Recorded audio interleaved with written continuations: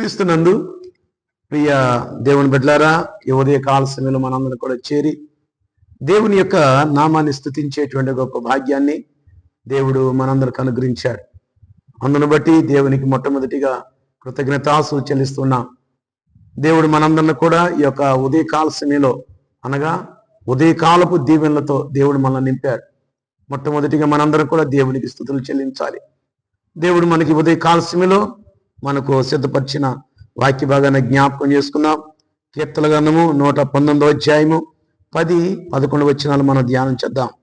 నా పూర్ణ హృదయముతో నిన్ను వెతికి ఉన్నాను, నన్ను నీ ఆజ్ఞలను విడిచి తిరగనీయకము. నీ ఎదుట నేను పాపము చేయకుండానట్లు నా హృదయములో నీ వాక్యము ఉంచుకొని ఉన్నాను.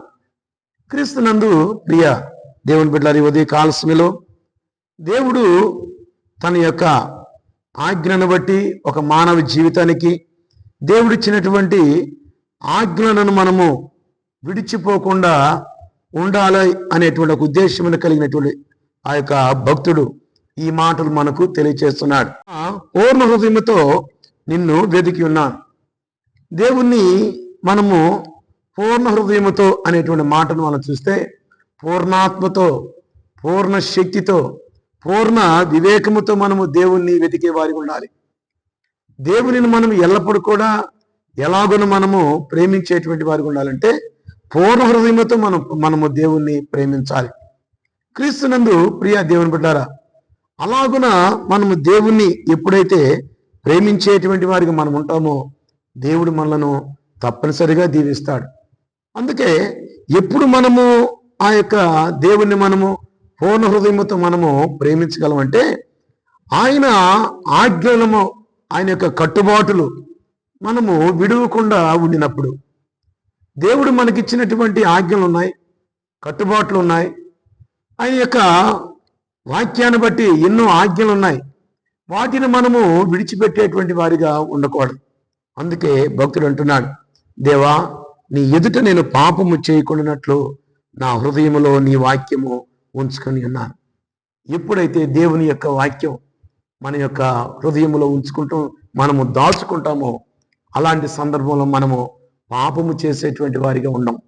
తప్పు చేయం, మనం ఏ నేరం చేయం, ఎటువంటి దేవునికి ఆయాస్కరమైనటువంటి ఆలోచనలు మనకు రావు.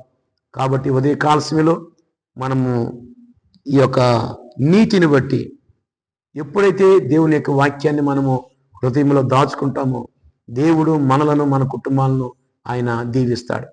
కాబట్టి క్రీస్తునందు ప్రియమైనటువంటి దేవుని బిడ్డారా, భక్తుడు అన్నట్లుగా దేవా నేను పాపము చేయకున్నట్లు నీ యొక్క వాక్యమును నా హృదయములో దాచుకున్నాను.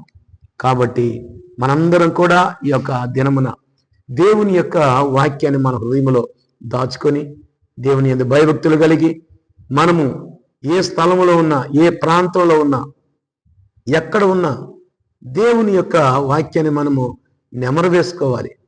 ఆయన నీతిని, ఆయన యొక్క యథార్థతను, ఆయన యొక్క త్యాగాన్ని, దేవుడు మన కోసం చేసినటువంటి ఆ యొక్క పరిస్థితులన్నీ అనగా అనేకమైనటువంటి సందర్భాలు మనం ధ్యానం చేస్తుంటాం.